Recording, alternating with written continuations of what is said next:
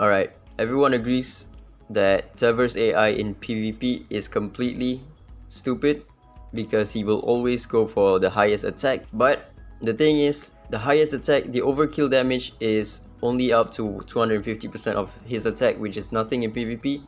So it goes up to like maybe 14 to, if you have him on attack, it's only up to like 20,000.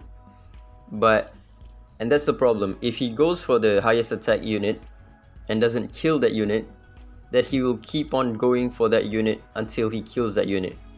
Which means if the enemy has a healer, a strong single target healer like Ahmed, then he will infinitely go for that unit without resetting his S3 cooldown because he doesn't kill that unit. He's going to be spamming his S1, which does little to no damage. And then his cooldown is very long on a 6 turns if you don't have him skilled up, or 5 turns if you have him skilled up. But I have found a solution for him to make it so that his AI is partially fixed. He's still stupid, but this time he actually works. If you guys check the game optimization, optimize the logic in selecting targets for Nuwa and Sobdat's ability 2 during auto battle. Sobdat is, if you guys don't know, is Ggez.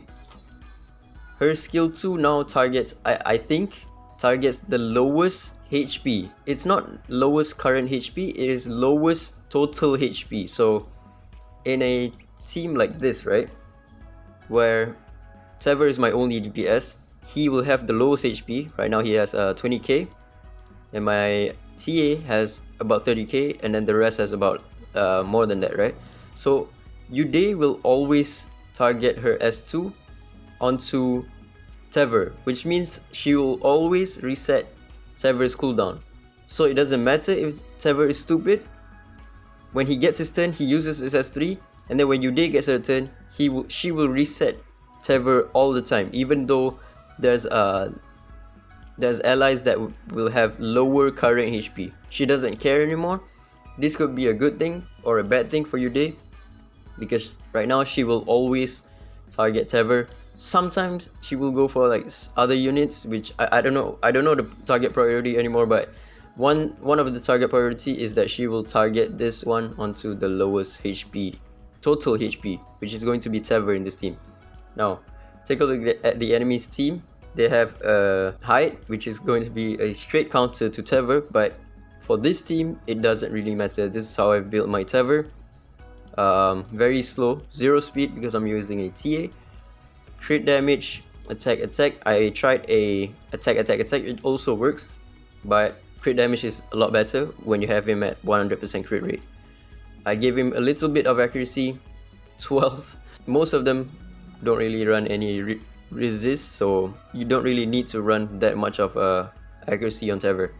Let's take a look. I might lose here. No, never mind. We won because Ggez 400,000. Okay, alright, because Ggez fixes Tevor's AI.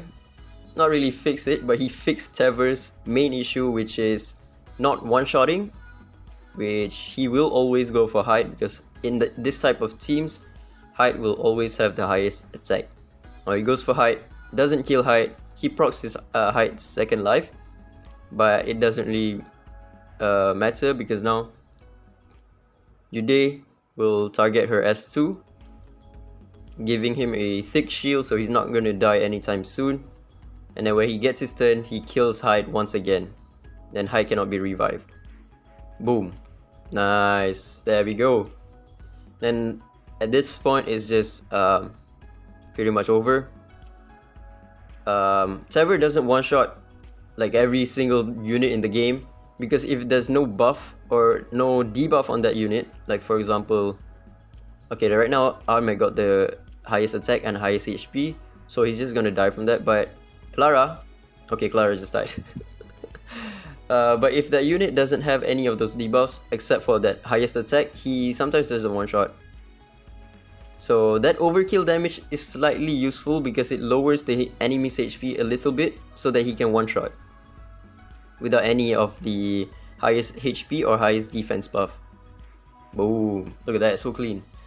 It actually fixes his problem. The other unit that fixes him is Feng Nusi. if you do have her. But Feng Nusi fixes every problem to your PvP problem. So, and yeah, I've been going up against mostly Cecilia comps with this team, and it's working fine. See, this one Cecilia with height, Cecilia with height. This one took me 2 tries. This one has a Feng Nusi, so yeah, no shot. Unless that Feng Nusi has the highest attack, then I can do it. But there's no shot, especially being at R2. Then yeah, a bunch of height teams. You know what, let's try to go for this team. This seems pretty cancer. R6 Sally team.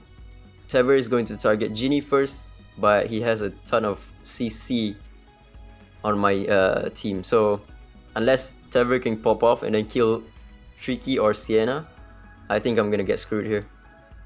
Yeah, his team is too much CC for me to handle.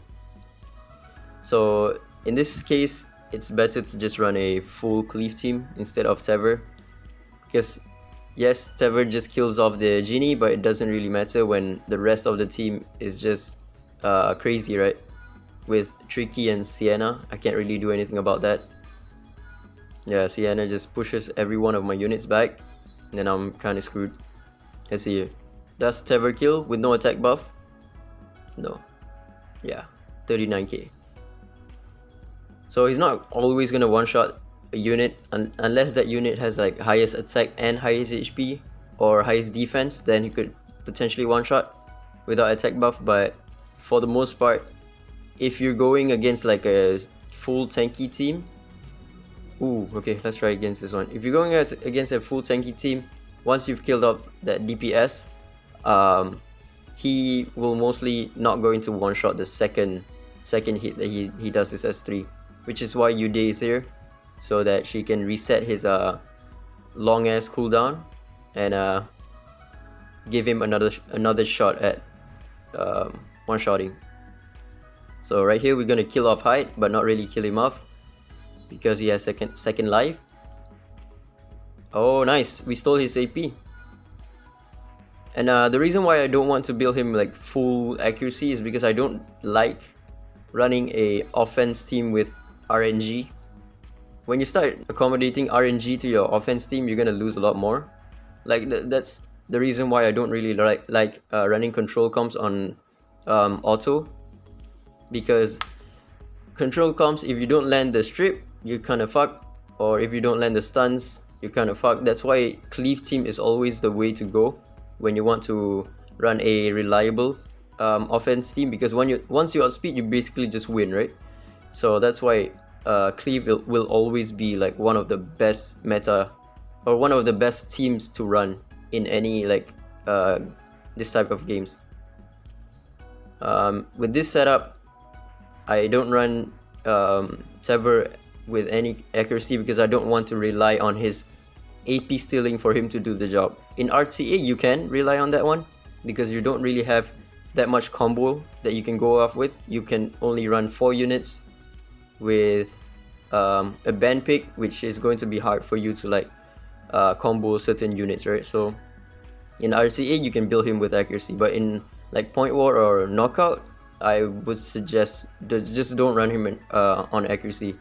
Just depend on the fact that he does a lot of damage, a lot of single target damage, and then build around that instead of building around his AP stealing mechanic. Pretty clean with Ggez.